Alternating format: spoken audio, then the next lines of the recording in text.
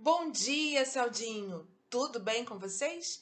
Espero que todos estejam bem dentro do possível, mas sempre se cuidando, isso mesmo, cuidando dos pensamentos e dos sentimentos. A gente hoje tem um tema bastante interessante, é sobre a piedade. Será que vocês sabem o que é piedade? Sabem? Vamos ver então. Mas antes, vamos fazer a nossa prece, agradecendo esse momento em que nos encontramos aqui juntinhos. Então vamos lá? Fechando os olhos, pensando em Jesus e dizendo assim: Senhor Jesus, nosso irmão querido, Meimei, Deus nosso Pai, agradecemos muito por esse momento em que nos encontramos aqui reunidos para o estudo do Teu Evangelho.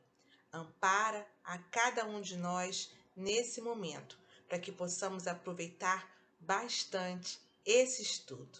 Assim seja, graças a Deus. Graças a Deus e vamos começar.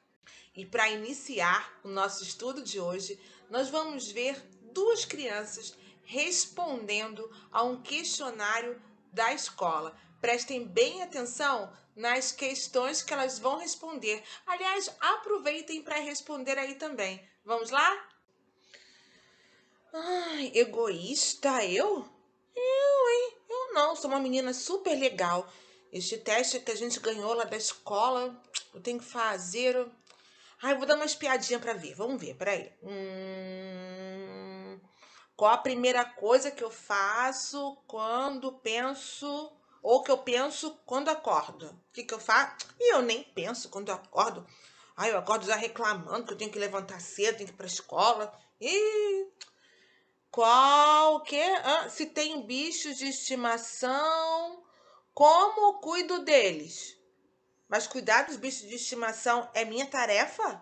Isso é tarefa da minha mãe. Eu não foi eu que arranjei bicho. Costumo auxiliar os outros sempre que possível? Ajudar os outros sempre que possível? A minha mãe faz tudo aqui em casa. Tudo minha mãe faz. Eu não tenho nem oportunidade de ajudar, porque quando eu vou ver, minha mãe já fez. Ela faz tudo, não preciso fazer nada.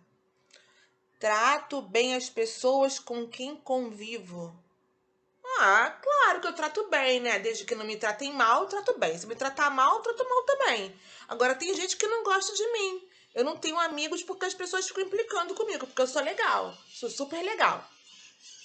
Faço a minha parte para a preservação do meio ambiente? Oh, peraí, gente. Mas isso não é tarefa do governo?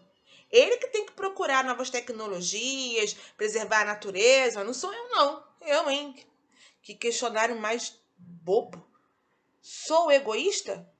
Não, não faço mal pra ninguém. Eu cuido da minha vida, não me meto com ninguém. Eu não sou egoísta. Nada a ver. Ai, questionário bobo esse. Agora eu vou ter que responder isso. Ai, tem que responder esse questionário da escola. Tá aqui. A primeira coisa que eu faço ao acordar.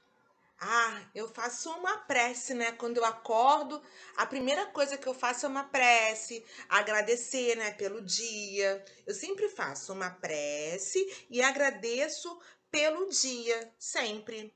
Agora, se tenho bichos de estimação, como eu cuido deles? Eu cuido.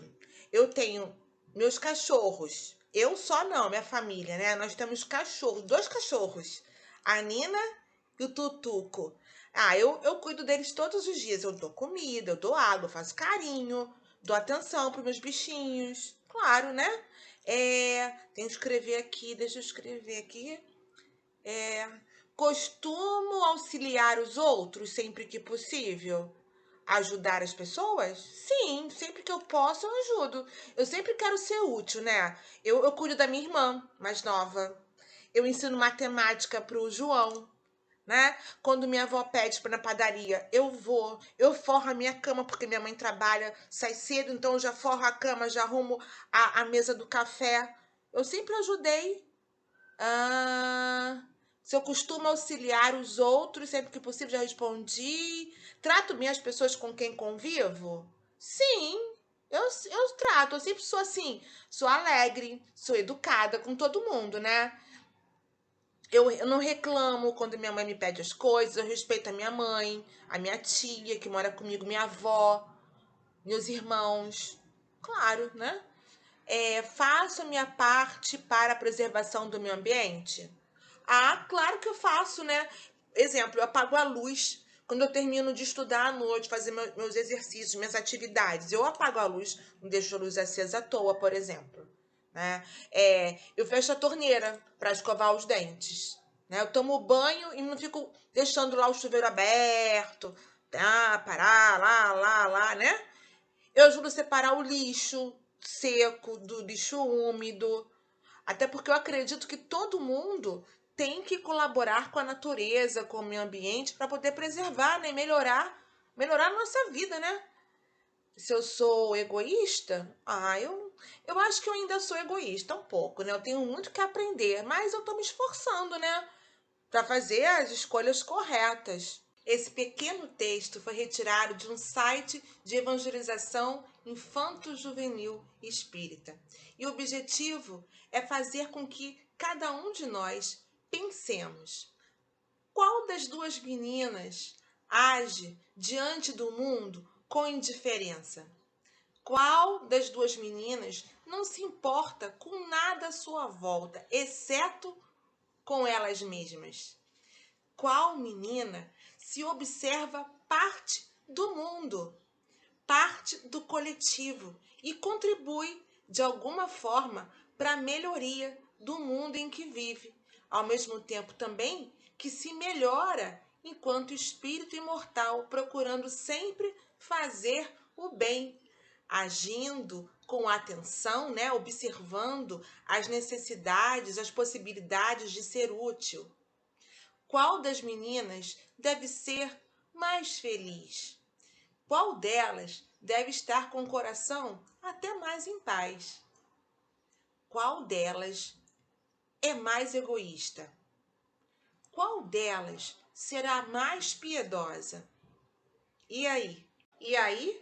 E aí que para responder essas questões, nós vamos conhecer agora uma brasileira que fez toda a diferença na vida de muita gente, principalmente das crianças. Já ouviram falar de Anália Franco? Anália Emília Franco nasceu em 1853. Olha, faz tempo, hein? Nós já estamos em 2022. Caramba! Era século XIX, a gente está no século XXI. Olha, a Anália, ela foi teatróloga, educadora, professora, escritora, poetisa, enfim, a Anália desempenhou diversos papéis, mas o papel mais bonito que ela desempenhou aqui, quando esteve conosco, foi o papel de criatura piedosa, misericordiosa, que respeitava e amava os semelhantes. Olha que exemplo bonito a Anália trouxe para gente. Em 1871, com a lei do ventre livre, muitas crianças negras, escravas, ou melhor dizendo, filhas e filhos de escravos, já não eram mais escravizados, eram considerados livres. No entanto, quem cuidaria dessas crianças? Muitas eram expostas já às ruas, caindo na mendicância. E foi justamente aí que surge a grande missão de Anália Franco, assim que ela inicia a sua tarefa, dedicando-se aos órfãos. E é assim que começa a tarefa de Anália Franco, que tira do bolso os próprios recursos para a manutenção do que ela mais tarde chama de casa maternal. Ela conta também, claro, com a ajuda de algumas pessoas, porém, o recurso mais importante, mais bonito que ela conta são os recursos da alma, os recursos do próprio coração. a fé, o compromisso, a esperança, mas acima de tudo, o amor que ela dedica a esta tarefa.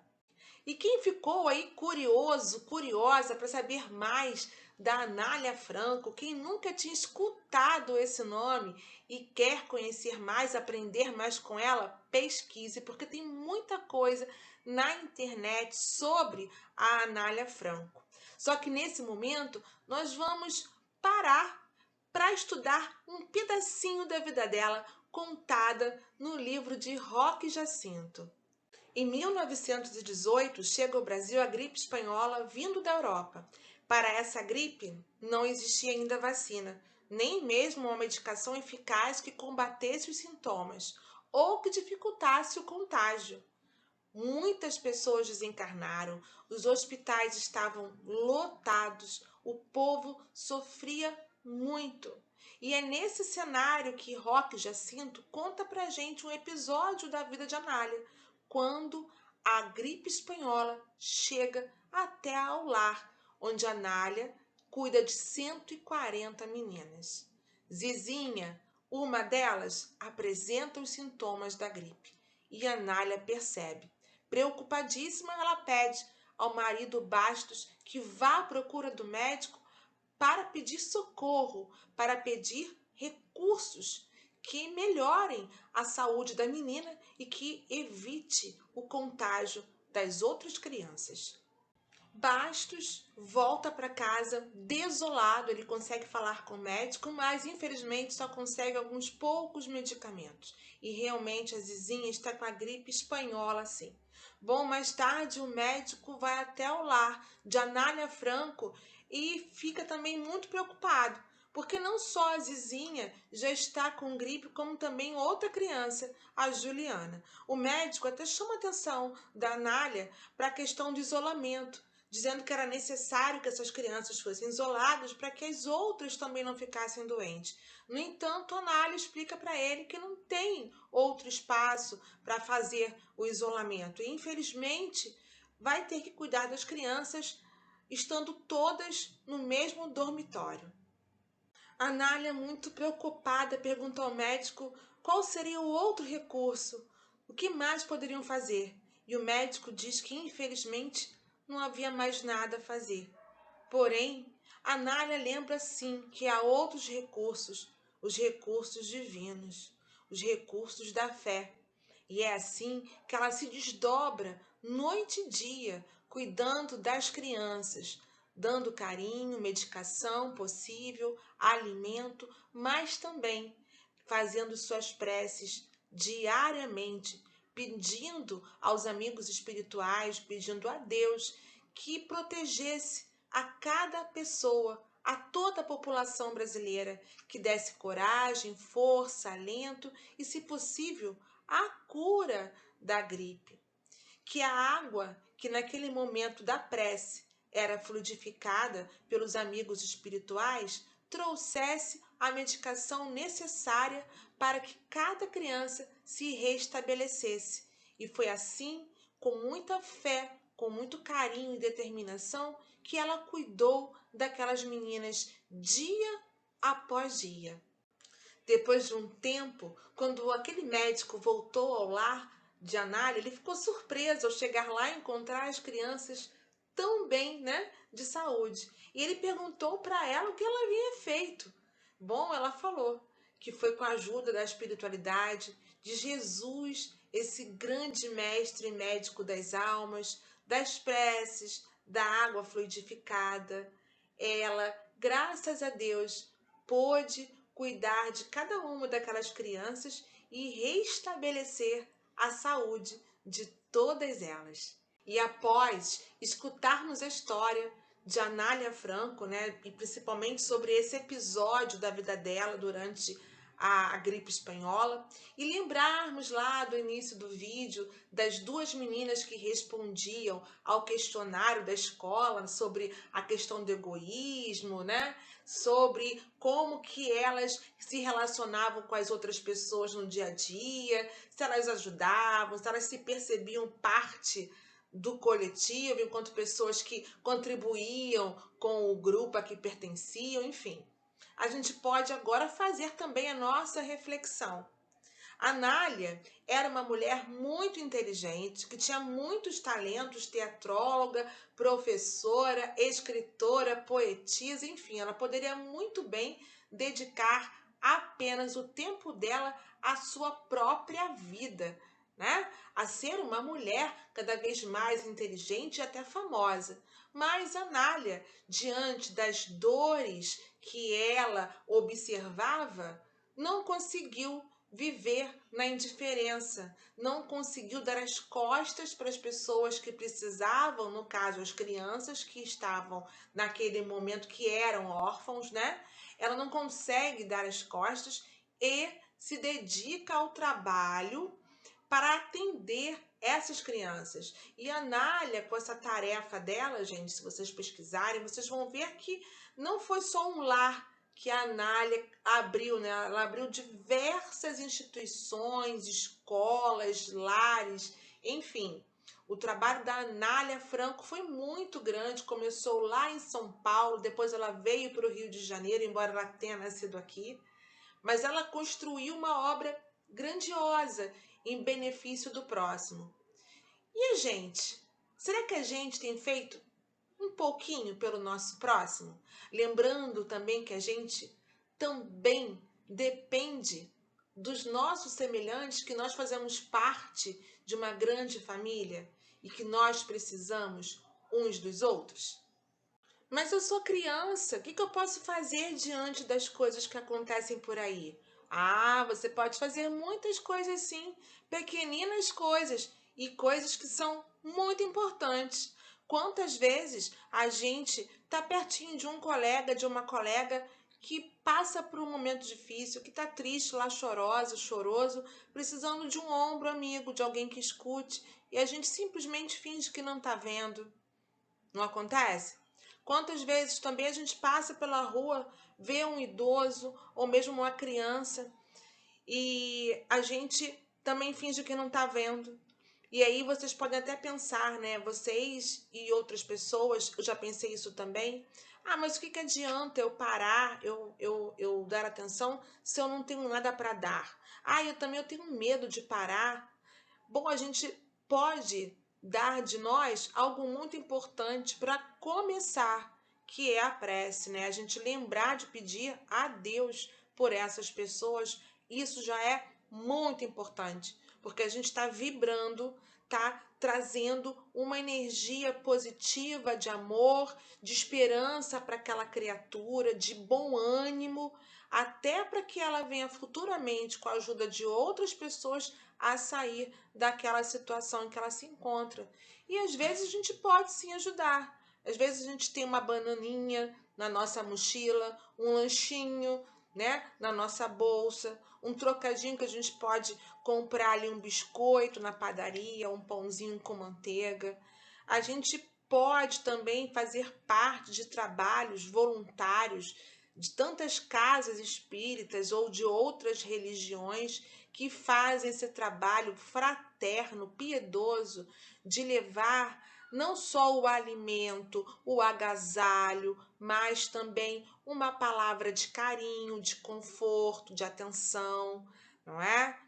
Quantas pessoas que fazem trabalhos assim, que vão a muitos locais ajudar, né? Vão ao encontro daquelas pessoas que estão precisando.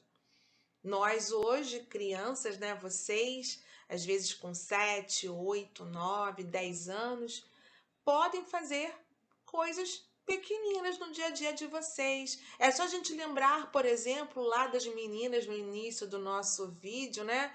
Falando ali, o que você faz, por exemplo, em casa para ajudar, para colaborar. Poxa, às vezes o seu responsável está tão cansado, veio do trabalho, e aí você lanchou e largou aquela louça lá na pia, né?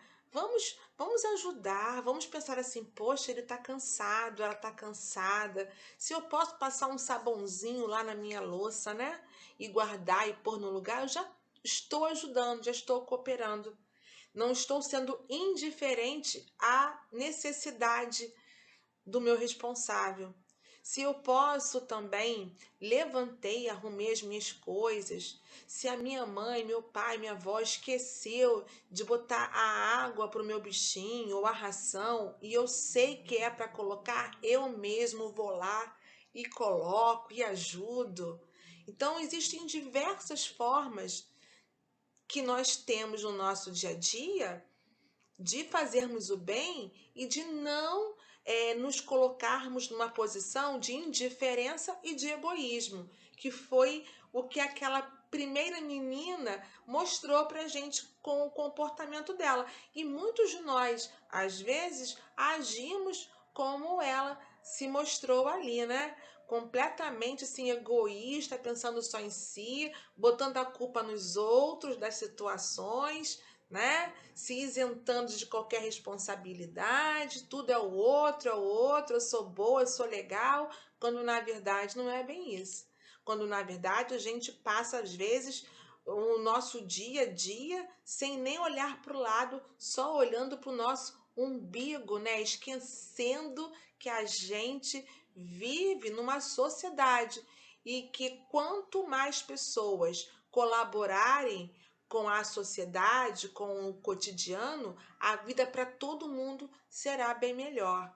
Então, vamos prestar mais atenção nas possibilidades que nós temos no nosso dia a dia de sermos úteis e de ajudarmos, se não for materialmente, que seja moralmente, com o nosso respeito, com o nosso silêncio, com o nosso carinho, com o nosso ombro amigo, com a nossa prece, com a nossa vibração de amor. E assim nós vamos finalizando o nosso estudo de hoje. Agradecemos, Senhor Jesus, amigos espirituais, Sheila, Mimei, Deus nosso Pai, pela oportunidade do estudo. Que possamos, Senhor, abrir o nosso coração, a nossa percepção, àqueles que necessitam da nossa ajuda, do nosso carinho, do nosso apoio. Que possamos ser mais fraternos, mais caridosos, mais piedosos, mais amigos uns dos outros. E assim, Mestre, agradecidos por essa oportunidade, pedimos a Ti, a Deus, a permissão para encerrarmos o nosso estudo de hoje. Graças a Deus. Graças a Deus, uma boa semana para todos vocês.